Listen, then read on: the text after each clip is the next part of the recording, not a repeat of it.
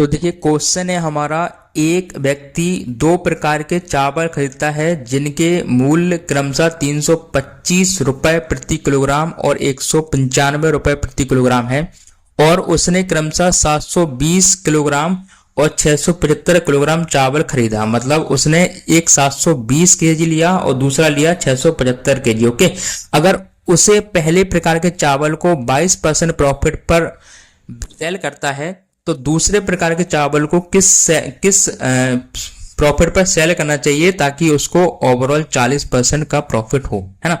तो देखो हम इस टाइप के क्वेश्चन को किस तरीके से सॉल्व कर सकते हैं।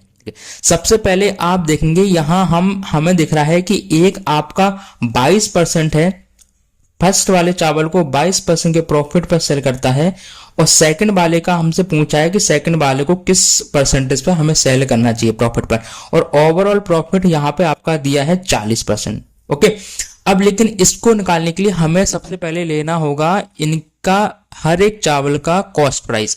तो कॉस्ट कितना होगा आपका टोटल, तो कितना यहां से हम लेंगे रेशियो 325 रुपए केजी वाला उसने जो चावल लिया है वो लिया है 720 केजी, एंड यहाँ पे 195 वाला जो लिया है उसने लिया है 675। ओके, तो अब यहाँ इसको जब हम कैंसिल करेंगे तो ये 25 से आपका कैंसिल हो जाएगा कितनी बार में, 13 बार में। ओके, इसको जब 25 से जब हम कैंसिल करेंगे तो ये कैंसिल होगा आपका कितने बार में, 27 बार में। ओके, अब देखिए यहाँ पे इस 13 से फिर से कट कर देते, 13 एकम 13 होता, 13 पंचा होता 65। ओके, अब देखिए 27 से इसको कट करते हैं तो ये देखो 9 30 27 होता है और 9 8 72 होता है। यहाँ से कच्चा मामला 80 हो गया, रेशियो आपका 80 होगा, और ये होगा 15 मल्टीप्लाई 3। फिर से कट कर देते हैं, 5 3 15 होता है और ये हो जाएगा 16, तो रेशियो आएगा 16:9, है ना। तो देखो ये रेशियो आएगा। अब ये रेशियो हम यहाँ पुट कर देंगे, 16:9 आपका रहा। अब आप यहाँ पे देखेंगे क्या है, तो यहां पे आप देखेंगे जब आप यहां 22 में से 40 में से 22 को माइनस करें तो कितना मिलता है हमें, 18%। ओके, तो अब 9 की वैल्यू आपकी 18 है, 9 दूनी 18 होगा, तो यहां होना चाहिए 16 दूनी 32%। ओके, और यहाँ पे देखो 40 से कम है तो यहाँ होना चाहिए ज्यादा, इसलिए 40 और 32 हो जाएगा 72%। मतलब यहाँ उसको जो दूसरे प्रकार का चावल है उसको सेल करना चाहिए 72% के प्रॉफिट पर।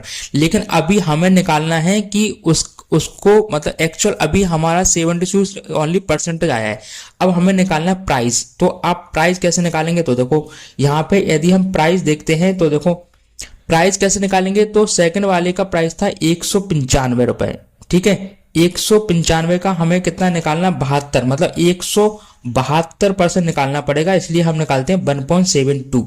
अब देखो क्वेश्चन को आपको पूरा सॉल्व नहीं करना है क्योंकि आपको पता है यहाँ पे पॉइंट लगा है, तो पॉइंट के बाद का ही नंबर आपको लेना है। तो देखो 2 पंचे होता है 10 और 9 दूनी 18, एक होता है 19, भाई यहीं तक आप सॉल्व करेंगे, और 7 पना होता है 35 होता है, तो ये 0 हो गया, और ये हो जाता 14 हो जाता आपका। आप इसको और सॉल्व करेंगे तो यहाँ पे आप देखेंगे कि 9 5 कितना होगा, 14, तो मतलब पॉइंट के बाद आपका आंसर आना चाहिए 4। तो 4 इसमें से पॉइंट के बाद कहाँ आ रहा है आपका, सिर्फ ऑप्शन नंबर डी में आ रहा है, इसलिए option number D is your right answer. Okay, is it clear. तो आपको सिर्फ पॉइंट के बाद का नंबर लेना है, यहाँ पे नहीं, इसको बस पॉइंट के बाद का नंबर ही आपको चेक करना है, क्योंकि आप पूरा सॉल्व भी कर सकते हैं आप, लेकिन आप यहाँ इकाई का अंक यहाँ पे देख लेंगे पॉइंट के बाद क्या, उसी के अकॉर्डिंग सॉल्व करेंगे। तो यहाँ पे देखेंगे कि 0.4 कहाँ पे आ रहा है, सब यहीं पे आ रहा है, इसलिए option number D is your right answer. Okay, तो ये आपका राइट आंसर होगा। ओके, तो